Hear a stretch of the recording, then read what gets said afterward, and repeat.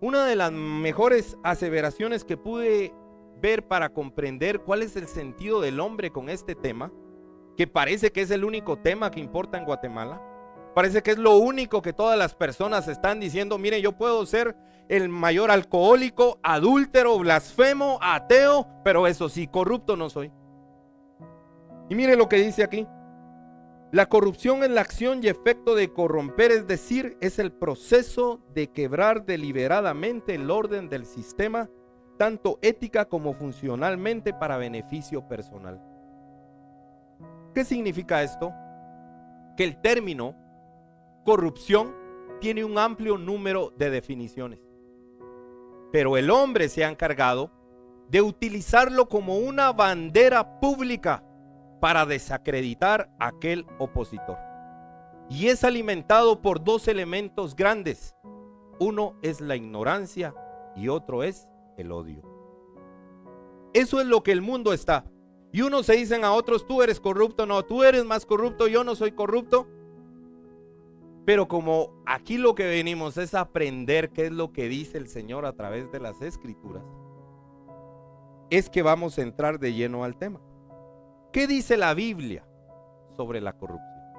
No qué digo yo, no qué pienso, no qué me enseñaron en la universidad. ¿Qué dice la Biblia lo que es la corrupción? Empezamos en Génesis 3, versículo 11, si me quiere acompañar, en el nombre del Padre, del Hijo y del Espíritu Santo. ¿Cuándo comenzó la corrupción en el hombre? Dios le dijo a Adán y a Eva que había algo que no podían hacer. Y dice la palabra que cuando ellos lo hicieron, se avergonzaron, se escondieron. Y Dios le dijo: ¿quién te enseñó que estabas desnudo?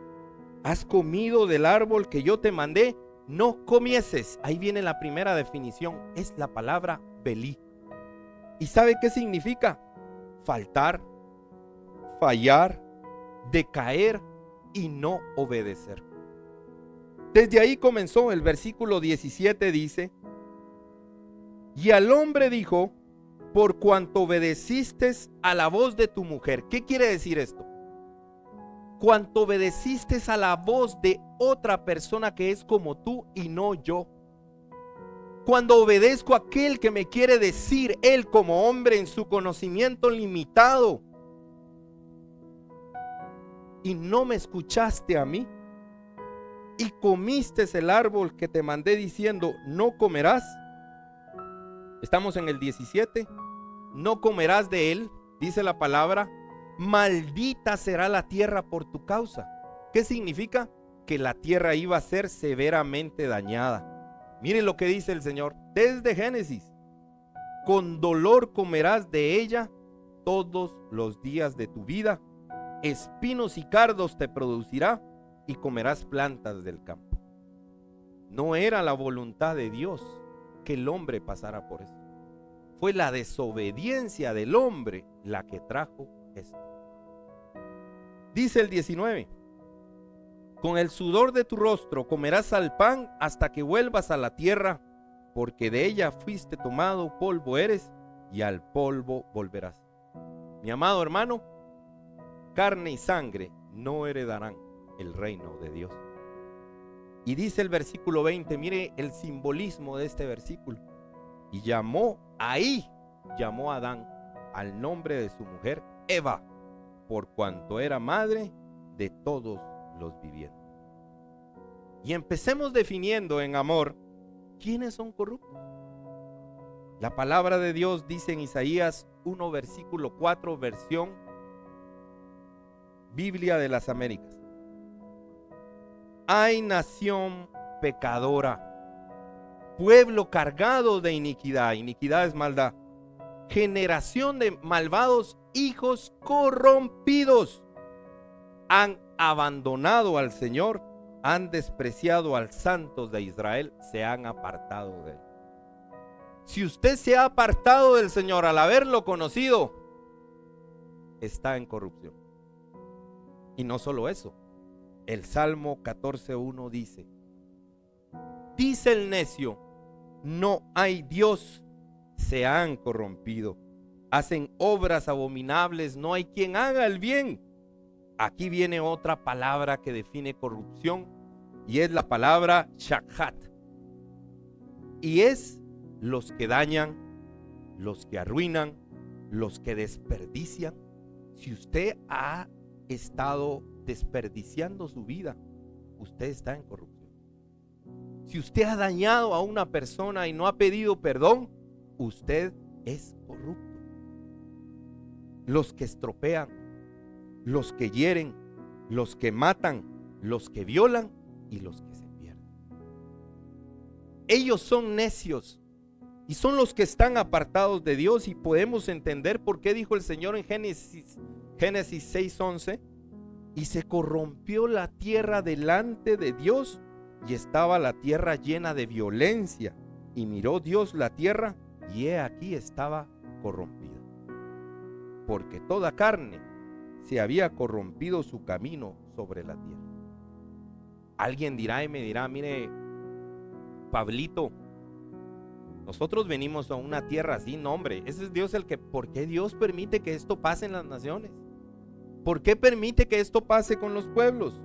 Deuteronomio 32:3 tiene algo que decirnos. Dice: porque el nombre de Jehová proclamaré, engrandeced a nuestro Dios, Él es la roca, cuya obra es perfecta, porque todos sus caminos son rectitud. Dios de verdad y sin ninguna iniquidad, es justo y recto. La corrupción, oiga bien por favor, quiero que se le quede grabado cuando usted sienta que usted tiene una posición para juzgar a Dios. La corrupción no es suya, de sus hijos es la mancha, generación torcida y perversa. Si usted quiere estar en contra de la corrupción, si usted quiere enarbolar una bandera en contra de la corrupción, entonces siga a Dios, porque Él es el único que no es corrupto. Dele gloria a Dios. Por favor, no venga usted diciendo que es ateo y que usted no es corrupto. Es de los más grandes corruptos que pueden haber. Y cuando miramos esto, vemos que las personas dicen: corruptos, queremos que nos den justicia a nuestro país. ¿Sabe usted una cosa que aprendí yo? Que la ley cambia el comportamiento del hombre, pero no cambia su corazón. El único que cambia el corazón es Dios. Y por eso vemos quiénes tuercen. La segunda pregunta: ¿quiénes tuercen la verdad? ¿Usted cree que la verdad es por casualidad que haya sido manipulada y malintencionada? No, mi hermano. Segunda de Pedro 2:12 dice: pero estos, dice, hablando mal de cosas que no entienden, como animales irracionales, nacidos para presa y destrucción, perecerán en su propia perdición, recibiendo el galardón de su injusticia. ¿Cuál es el galardón de su injusticia? Entregados a una mente reprobada, a una mente depravada. Y dice: perecerán en su propia perdición, versículo 13, recibiendo el galardón de su injusticia, ya que tienen por delicia el gozar de deleites cada día. Estos son inmundicias y manchas, quienes aún mientras comen con vosotros se recrean en sus errores. Tienen los ojos llenos de adulterio, no se sacian de pecar, seducen a almas inconstantes, tienen el corazón habitado a la codicia y son hijos de maldición. Y por favor, mire el versículo 19. Bendito sea Dios por este siervo y sierva que vienen aquí a la casa del Señor hoy por primera vez aquí a acompañarnos. Ahora pongan atención en este versículo y van a ver si no Dios ya sabía lo que iba a pasar. Les prometen libertad y son ellos mismos esclavos de corrupción. Ahí los mira usted haciendo bailes, llenándose de licores, encendiendo velas, poniéndole el puro a Mashimón, pero no son corruptos. Unos dicen, no perdonamos y no olvidamos. Es su frase preferida. Dice la palabra de Dios que si usted no perdona, usted no será perdonado. Y dice la palabra de Dios que si usted no olvida, Jeremías 17 dice que sus nombres serán escritos sobre el polvo. Apenas un viento borrará sus nombres y no serán recordados en el reino de Dios. ¿Puede, a lo que vamos ahora a profundidad, puede algún cristiano estar en corrupción? ¿O alguien que se llame a sí mismo cristiano estar en corrupción? Tito 1:15 dice la palabra: todas las cosas son puras para los puros, mas para los corrompidos e incrédulos nada les es puro, pues hasta su mente y su conciencia están corrompidas. Profesan conocer a Dios, pero con sus hechos lo niegan. Sus hechos niegan que sean siervos de Dios. Cuando usted oiga la palabra testimonio, no se confunda. Testimonio no es el hombre que se sube a un púlpito a decir lo que Dios hizo en su vida. Testimonio es aquel que presenta su vida como evidencia de lo que Dios puede hacer. Eso es el testimonio. Y dice, siendo abominables y rebeldes, reprobados en cuanto a toda buena obra. Y aquí va el mensaje principal de Dios para nosotros. Escuché que Satanás se mueve de forma tan prodigiosa en sus mentiras, que hay algunos que se paran a decir que están en contra de la corrupción con grupos de ateos, con grupos políticos, y dicen que lo pueden decir porque son siervos de Dios irreprochables. Ellos es lo que Dios nos aborda el día de hoy de sobremanera. ¿Por qué? Marcos 10:17, el joven rico. Y vamos a ver qué nos tiene que decir el Señor respecto a eso. Dice el versículo 17 en adelante: al salir él para seguir su camino, ¿quién? Nuestro Señor. Vino uno corriendo, hincado de rodilla delante de él, le preguntó: Maestro bueno, ¿qué haré para heredar la vida eterna? Y muchos aquí confunden la respuesta del Señor Jesús. Dicen maestro bueno, le está diciendo maestro, no le está diciendo mi Señor ni mi Mesías. Le está diciendo maestro bueno, ¿qué haré para heredar la vida eterna? Desde ahí el Señor sabía que este pobre muchacho estaba perdido, porque no hay nada que podamos hacer para heredar la vida eterna más que creer en el nombre de nuestro Señor Jesucristo. Pero él ya iba con una condición de decir: ¿qué me falta? Soy tan bueno. Y Jesús le dijo: ¿por qué me llamas bueno? Entonces algunos dicen, ya vio, Jesús está diciendo ahí que él no es Dios, porque dice no hay bueno sino solo Dios. No, él no le estaba diciendo así. Él le estaba confrontando y le estaba diciendo: ¿por qué me dices bueno si solo Dios es bueno? ¿Soy Dios para ti? Cuando alguien le dice, no, es que parece que los árabes también creen en Jesús como un personaje histórico, pero no como el Hijo de Dios. Si usted cree en Jesús, pero no cree en el Jesús de las Escrituras, se ha perdido lo mejor de la vida.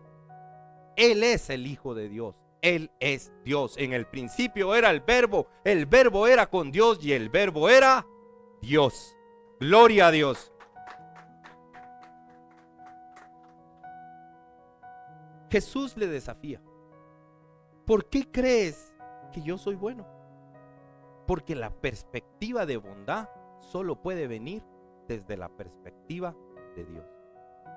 No es un filósofo, no es un hombre admirable ante los hombres. Usted puede ver, me gustaba mucho cuando nuestro pastor a veces lo confrontaba a alguien hablándole de Nietzsche, hablándole de diferentes teorías, y él decía: ¿en dónde están ellos ahora? ¿Están a la diestra del Padre reinando? o son simplemente polvo en sus tumbas. Todos ellos no tienen la autoridad, solo Dios la tiene. Y él está confrontándolo y le dice en el versículo 19, los mandamientos, ¿saben? Yo quiero que ponga atención a esta parte final, quedan 5, 8 minutos. Los mandamientos, ¿sabes? Le dice, no adulteres, no mates, no hurtes, no des falso testimonio, no defraudes, honra a tu padre y a tu madre. Cuando escuchamos los mandamientos de Dios, debe provocar en nosotros una convicción. Convicción de que los cumplo. No. Convicción de que estamos muy debajo de los estándares santos de Dios.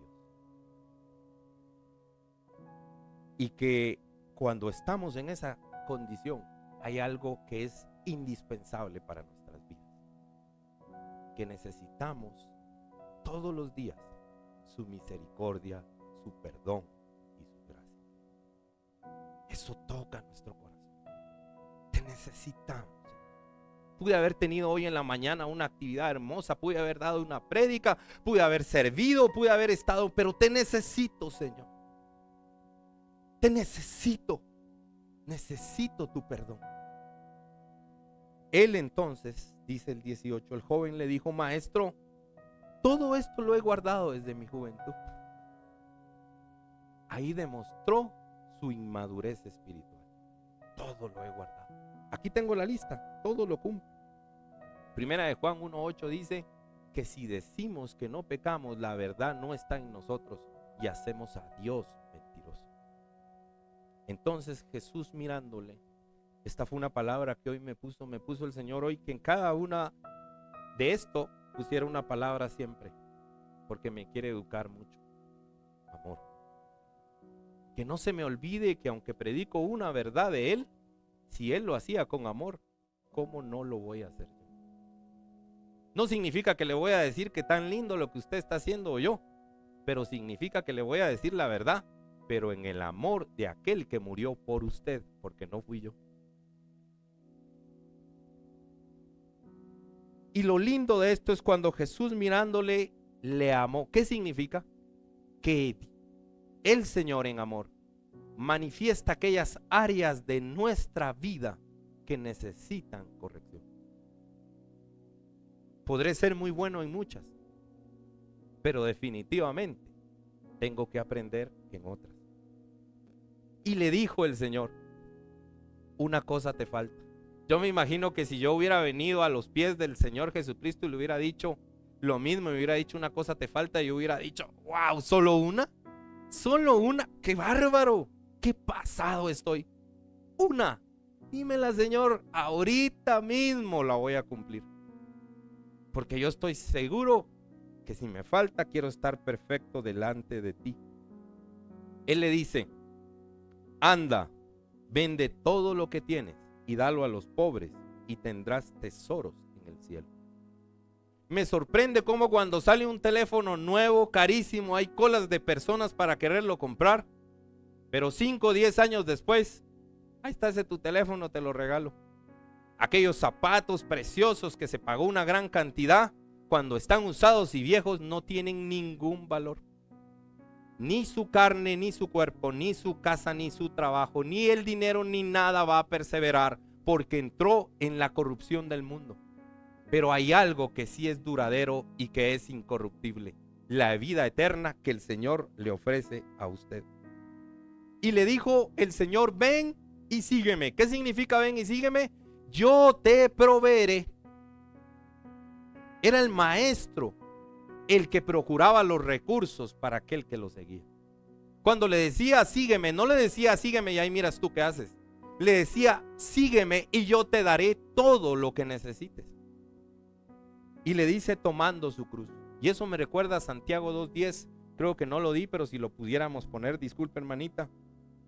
Dice, porque cualquiera que guardare toda la ley, pero ofendiere en un punto, se hace culpable de todo. O sea, ahí le estaba diciendo el Señor, te falta uno, es como que te faltaran todos. Pero él, dice el joven, afligido por esta palabra, se fue triste porque tenía muchas posesiones. Y a alguien le será fácil decir, no hombre, y era pastor que yo no soy apegado al dinero. Ahí no está hablando del dinero. Ahí está hablando de lo que es tu posición y tu riqueza. Tu posesión, lo que es valioso para ti. Tus estudios, tu trabajo, tu grupo político, tu país, tu institución. ¿Qué es lo que está que se convierte en un obstáculo entre tú y la voluntad de Dios? ¿Qué es lo que está por delante? ¿Qué es lo que está enfrente de ti que te está obstruyendo esto? Si tú eres un cristiano que vas a marchar, ¿ya le preguntaste al Señor si está de acuerdo contigo? ¿Ya le preguntaste si te miras tan limpio para tú enarbolar una bandera que tiene en los últimos tiempos un tinte político? ¿Ya te preguntaste tú eso? Solo hay un nombre, sobre todo nombre, que puede librarte de la corrupción y de la esclavitud del mundo. Ese hombre es Jesucristo nuestro Señor. Él es el camino, Él es la verdad, Él es la vida. Me estaba sorprendiendo que estaba viendo un programa donde todos los principales científicos del mundo están muy preocupados porque recientemente encontraron evidencias que les indican que estaban equivocados con la teoría del Big Bang, y así seguirán equivocados y equivocados y equivocados, mas la palabra de Dios no pasará. Cuando vemos esto, ya para terminar, Hechos 13, 37 a 38 nos dice, dirán ustedes, bueno pastor, entonces usted me está diciendo que no hay nada que podamos hacer para librarnos de la corrupción y todos somos corruptos. Entonces, pastor, lo que yo tengo que hacer es cruzarme de brazos y ver que todos hagan lo que quieran y no puedo decir nada porque yo también soy corrupto. No, mi hermano, yo no le estoy diciendo eso. Yo le estoy diciendo lo que dice la palabra de Dios. Mas aquel a quien Dios levantó, a nuestro Señor Jesucristo, que dice, no vio corrupción. Sabed pues esto, varones hermanos, que por medio de él se os anuncia perdón de pecados. Ahí viene ese arrepentimiento para ponernos a cuentas con el Señor. Isaías 38, 17 dice, he aquí.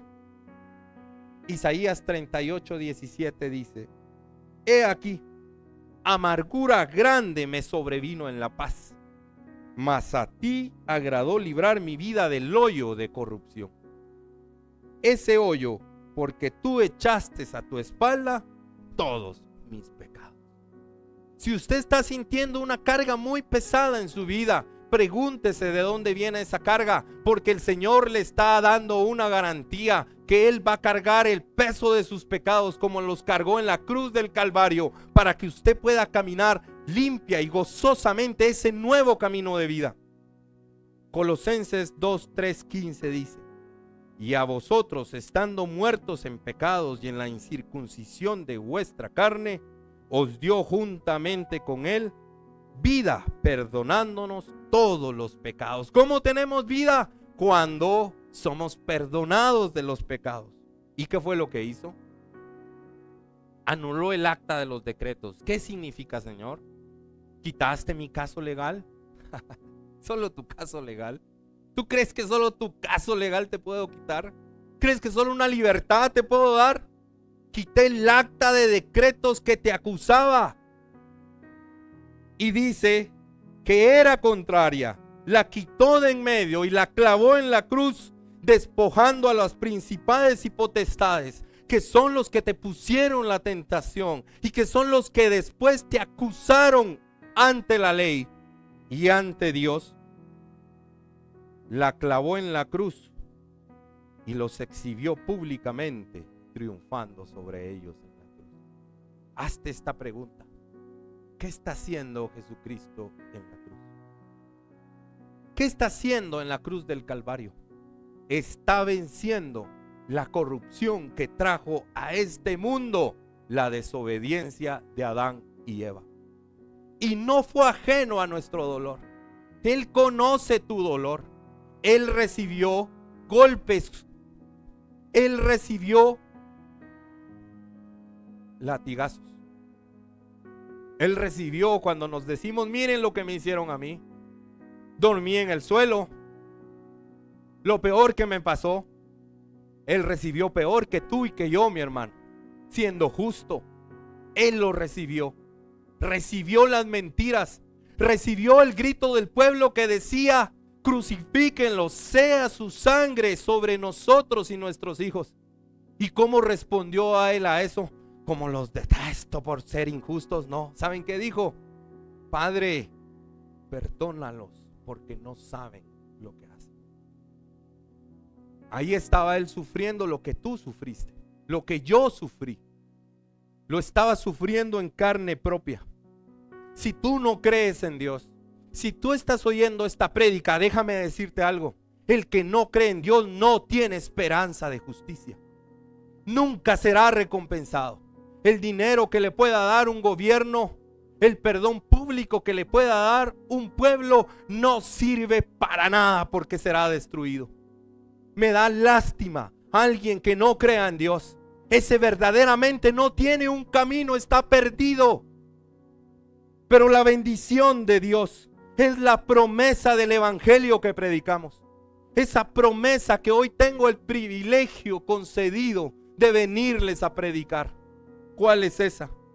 Es una promesa garantizada por la resurrección de nuestro Señor Jesucristo en un cuerpo incorruptible. Y cuando vemos esto, vemos que Él nos garantiza dos cosas. Que si creemos en Él, que si confiamos en Él, que si entregamos nuestra vida a Él, nosotros también seremos levantados como Él, primicia de los que murieron. Y también nos da una segunda garantía, que en el día postrero Él vendrá como juez y juzgará al mundo de su corrupción. No tengan pena los que dicen que quieren un mundo sin corrupción. Eso va a pasar, pero por Dios, no por un gobierno. Y cuando eso pase, tiene que estar usted seguro si usted va a ser de los que serán borrados por corrupto o de aquellos que comprendió la santidad del Señor, se arrepintió en su corazón y recibió la vida eterna